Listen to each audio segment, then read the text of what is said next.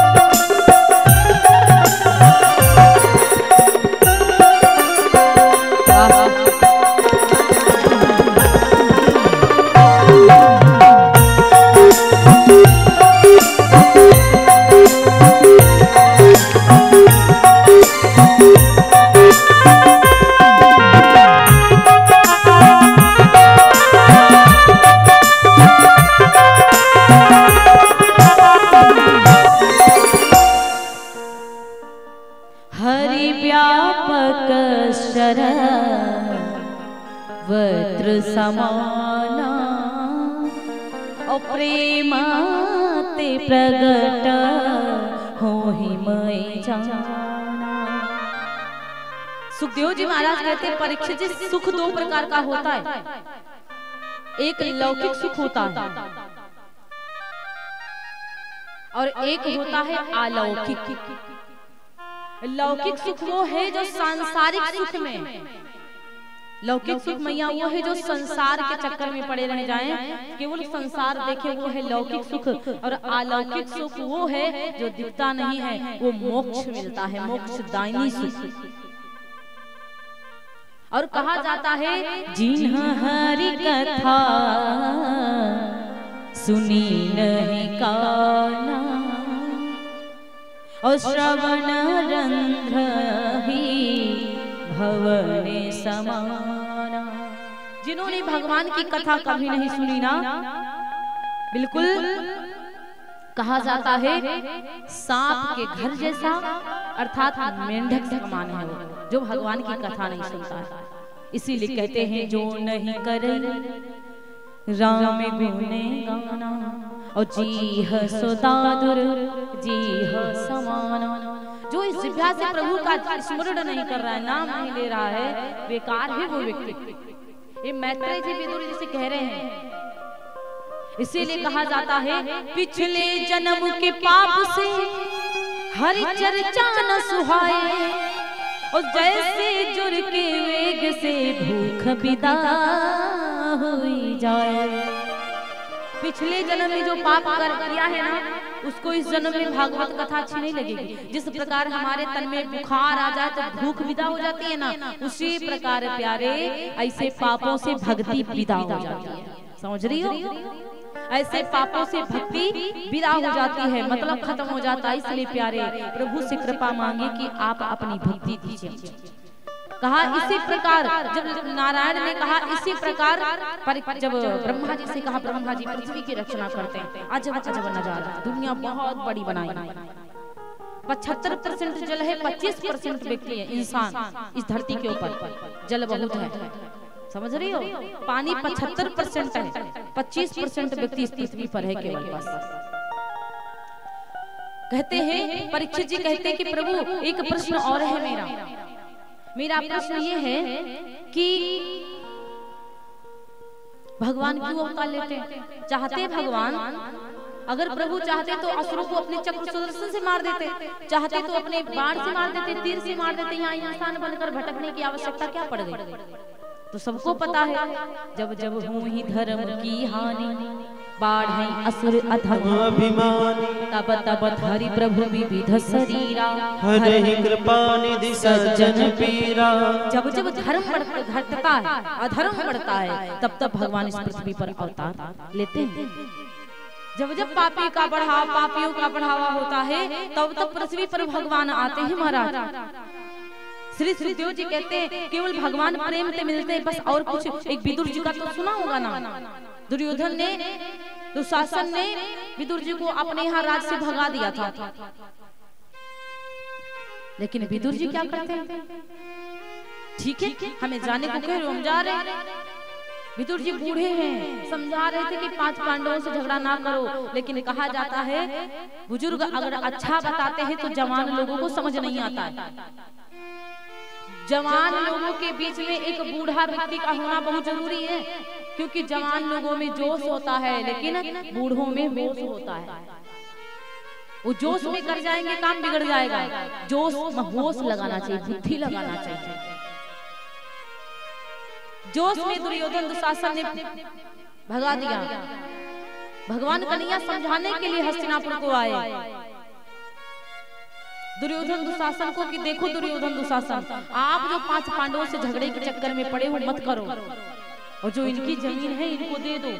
तो दुर्योधन ने कहा एक सुई की नोक भर भी नहीं दूंगा जमीन। ये कल बताया था ना। तब भगवान ने कहा तनिक सहूर नहीं है तुमको कि झगड़ा करना बड़ी बात नहीं है, चालू करना बड़ी बात नहीं, समापन करना बड़ी बात है। चालू तो हो जाएगा, लेकिन मरता कौन है उसमें, ये बाद में दर्द होता है। दुर्योधन ने कहा कृष्ण भगवान से कि मेरी मैया गांधारी ने 56 प्रकार के व्यंजन बनाए हैं, चलिए आप व्यंजनों को पाइए। ये सारी बातें छोड़ो। भगवान ने कहा मुझे भूख नहीं है।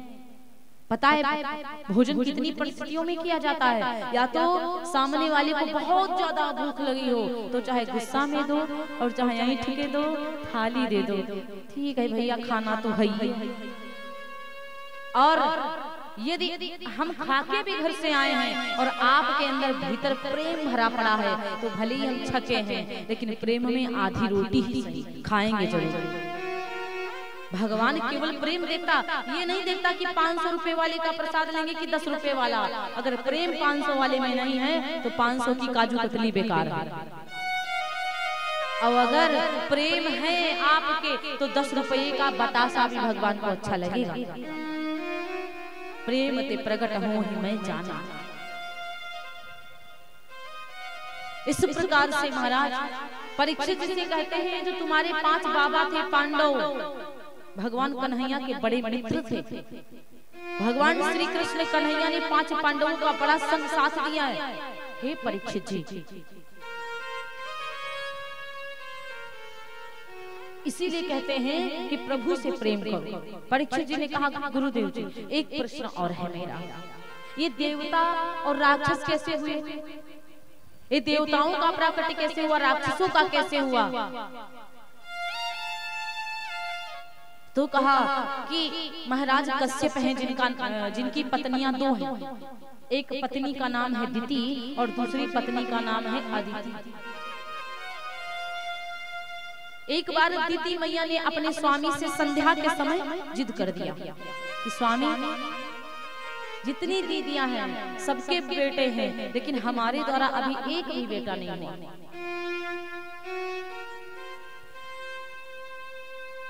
और जब ये जिद किया तो शाम का समय था ना, और शाम के समय केवल प्रभु का भजन करते हैं। संध्या के समय केवल प्रभु का भजन करो, क्योंकि भगवान कृष्ण कन्हैया गैया चराकर वापस आते हैं। और श्री कृष्ण गैया चरा के वापस आते, और राम जी सरयू नदी से खेल के वापस आते। सरयू पर खेलने शाम के समय जाते, वापस आते थे। इसीलिए शाम का समय भजन करने का होता। और शाम के समय जो व्यक्ति, जो स्त्री, जो पुरुष काम वासना में लीन रहता है, और यदि उस समय का गर्भवती नारी हो गई तो उसके बच्चे भी शुद्ध के नहीं होते, राक्षस प्रवृत्ति के होते हैं। क्योंकि उस समय भोलेनाथ के जो गढ़ है वो भी भोलेनाथ जी घूमते हैं, और गढ़ों जो भूत प्रेत है ना उनकी साया पड़ जाता है। अब दीदी ने जिद कर दिया, शाम का समय है, इसीलिए कहते नारियां जो होती ना उनको उसी समय वही चाहिए। जो कहते हैं हमको ये साड़ी चाहिए तो चाहिए, अगर वो कहते हैं कि हमको ये सामान खरीद कर ला कर दो तो आज ही चाहिए तो चाहिए। महाराज इस तरह से स्त्रियों की जिद होती है कि गड़बड़ हो जाती है। माताओं को इस तरह जिद नहीं करनी चाहिए कि इनको जगा दो। गुलाबी साड़ी वाली मैया को बड़ी सोती हैं, ओ मैया जी सो रही हो क्या? सच सच बताओ मैया, सो रही थी कि जग रही थी? बताओ, सो रही थी कि जग रही थी? मैया काहे नहीं बोलती हो, सो रही थी कि जग रही थी? हे भगवान, मैया बता रहे ना इनकी जिद बड़ी खराब हो रही है। ऐसे के ऐसे बैठी जैसा लग रहा हम आपका कुछ ले लिए हैं। आप एक बार ऐसे कर दो, सो रही थी तो ऐसे कर दो, नहीं सो रही थी तो ऐसे कर दो, सो रही थी कि जग रही थी? हाँ सच है ना? चलो बढ़िया, कहीं सच बोल दिया आपने, वरना कभी सोने वाला सच नहीं बोलता है। सोने वाला कभी सच नहीं बोलता है। सोने वाले से पूछो सो रहे थे तो कहेंगे आँख लग गई है। सही है कि नहीं है? बोलेंगे आँख लग गई थी। और मोटरसाइकिल से साइकिल से गिरने वाले से पूछो अरे अरे उठो उठो चोट तो नहीं लगी, तो कहेंगे नहीं नहीं गर्दा लगा, गर्दा धूल लग गई। और जब थोड़ी दूर आगे बढ़ जाओगे तो बड़ा भारी मुंह बना के रोएंगे, पूरा घुटना फूट गया है। लेकिन ये नहीं कहेंगे कि हाँ चुटाए गए हैं हम, यही कहेंगे गर्दा ला गया है। खैर चलो ठीक है, भजन कर लो आप। जो मैया लोगों को नींद आ रही है ना, नींद भगा दो।